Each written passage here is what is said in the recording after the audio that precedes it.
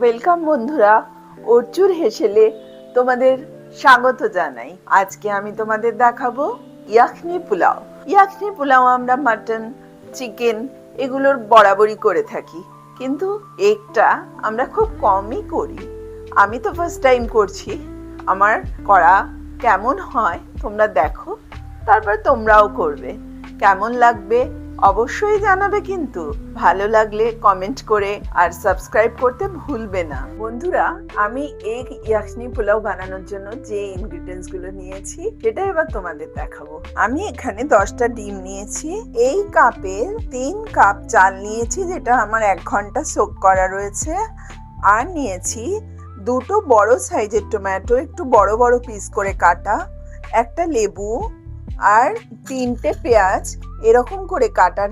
আর নিয়েছি বেশ কয়েকটা কোয়া রসুন, 1 ইঞ্চ মতন আদা, পুদিনা পাতা, ধনে পাতা, শীতকাল বলে মটরশুঁটি। এটা নিয়েছি 1 বাটি রসুন পেস্ট, 1 বাটি আদা পেস্ট, ঘি, গরম মশলা, সাদা তেল, নুন তো অবশ্যই লাগবে।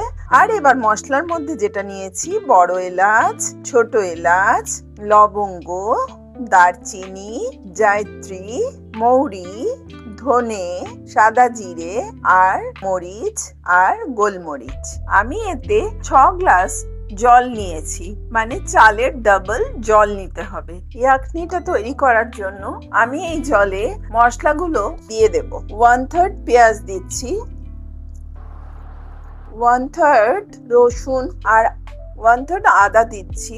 আমি এতে দারচিনি দিচ্ছি, গোলমরিচ আর সামরিচ, লবঙ্গ, ছোট এলাচ, মুখ ফাটিয়ে বড় এলাচ, জয়িত্রী, মৌরি, ধনে, সাদা জিরে। লেফট ওভার যে মশলাগুলো আছে, এই মশলাগুলো আমি তেলের ওপর দিয়ে দেব।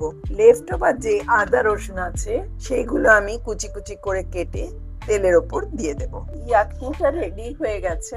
আমি এবার এটাকে কিভাবে ছেঁকে নিচ্ছি সুন্দর করে, বন্ধুরা দেখো, খুব চেপে চেপে এটা সুন্দর করে আমি ছেঁকে নিচ্ছি। এই মশলাটা আবার গ্রাইন্ডারে দিয়ে যদি পেস্ট করে রাখা যায়, এটা অনেক কাজে আসবে। আমি এবার এগ ইয়াখনি পোলাওটা বানানোর জন্য কড়ায় তেল দিচ্ছি। এই তেলের মধ্যে আমি 1 চামচ গাওয়া ঘি দিয়ে দেব, যাতে স্মেলটা ভালো আসে। এই তেলে আমি কেটে রাখা পেঁয়াজ দিয়ে দিচ্ছি। আমার পেঁয়াজ বেরেস্তা হয়ে গেছে, এবার আমি এটাকে তুলে নেব।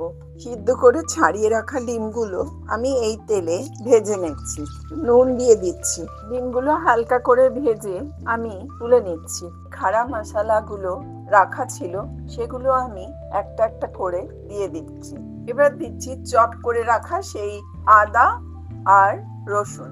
এবার আমি 2টো কাঁচা লঙ্কা কুচিয়ে নিয়েছিলাম, সেটা দিচ্ছি। আর দিচ্ছি একটু ধনিয়া পাতা আর চপ করে রাখা সেই টমেটো। এতে আমি অ্যাড করছি আদার পেস্ট আর রসুনের পেস্ট।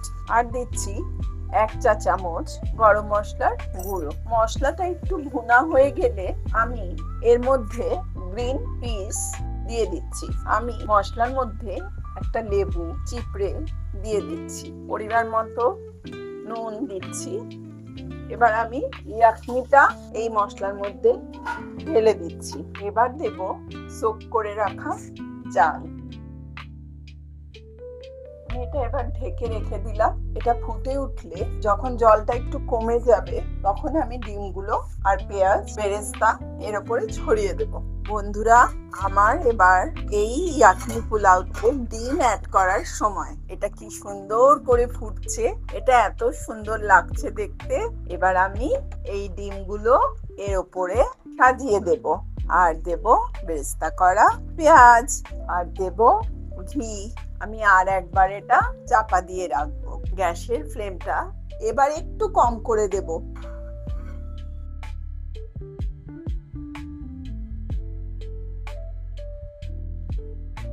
আমি পুদিনা পাতা, ধনে পাতা আর টক দই দিয়ে একটা চাটনি বানাচ্ছি, যেটা ইয়াখনি পোলাওর সাথে দারুণ যায়। আর এতে দেব একটা কাঁচা লঙ্কা।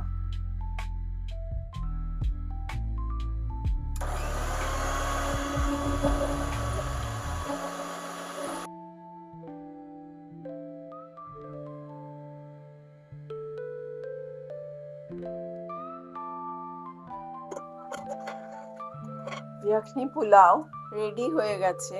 আমি ধনে পাতা পুদিনা পাতা দিয়ে একটু চাপা দিয়ে রেখে দিচ্ছি।